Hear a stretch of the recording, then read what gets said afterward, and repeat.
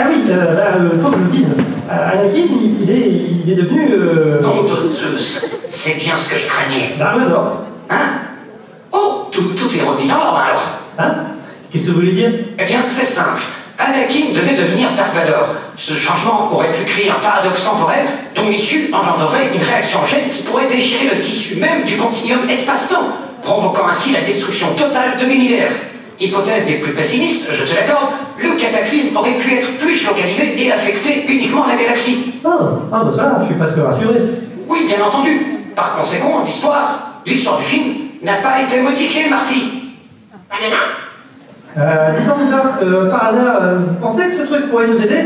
Ce truc, Marty, c'est une cassette vidéo. Il n'y a pas si longtemps, c'est avec ça que l'on regardait le film. Enfin, cela me paraît pas être sérieux. Bref, oui, je pense que ça va nous aider.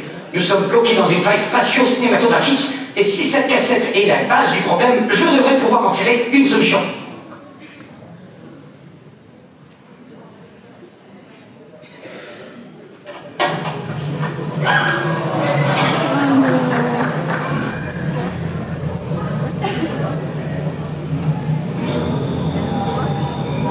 Oui, Doc, je le dis, il y a un truc qui cloche avec cette cassette.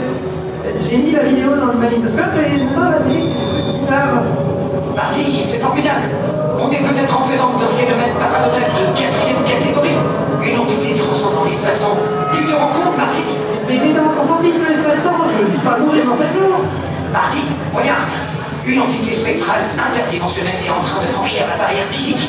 C'est une avancée scientifique majeure. Doc, moi j'appelle ça un énorme problème. Vous avez regardé ma vidéo.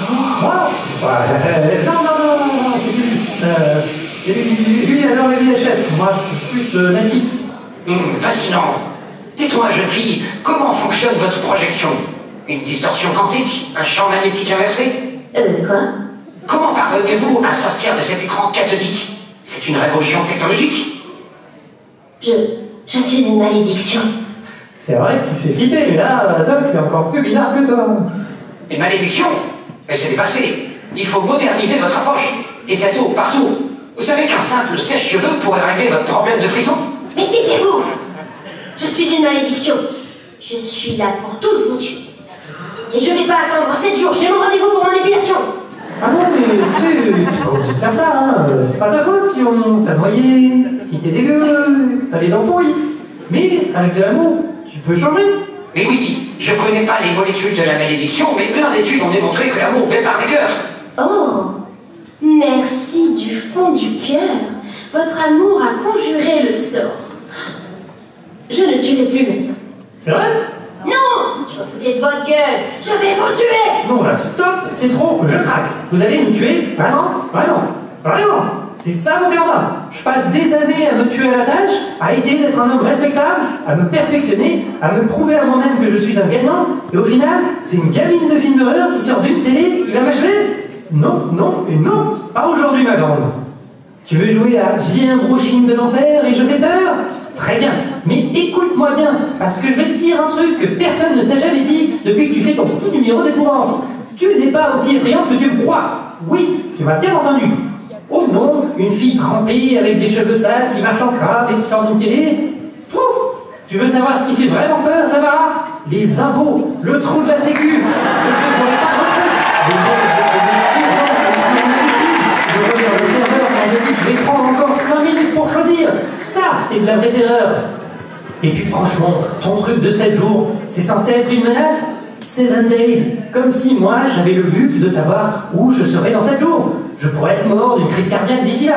J'ai un niveau de stress qui ferait paniquer un cardiologue. 7 jours, c'est une éternité pour moi. Si tu veux me tuer, accélère le process, ma grande, parce que j'ai un agenda à respecter. Et puis, cette mise en scène. Non mais, sérieusement là, la télé, c'est ça ton moyen de transport?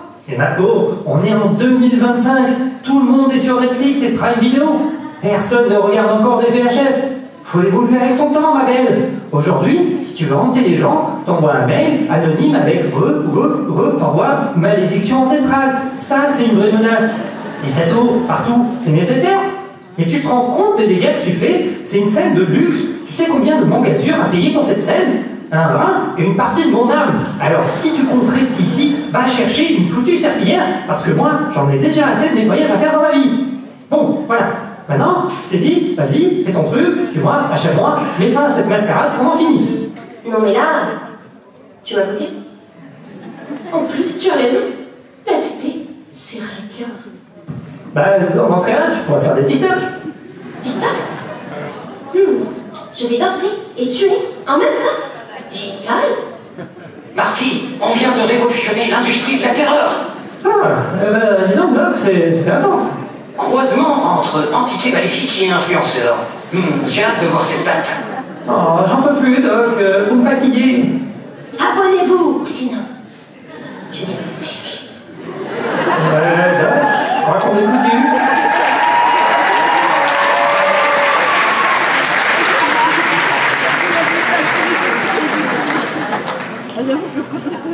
Ah, chouette, maintenant on est dans un film d'horreur.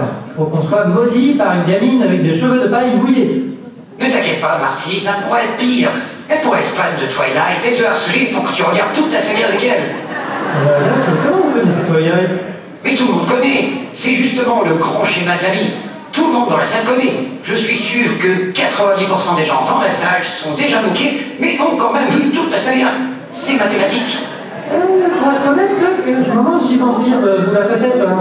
Après tout, on a une fille aux cheveux pourris qui va sûrement venir nous tuer, je vous rappelle. Mais non, Marty, nous avons la DeLorean.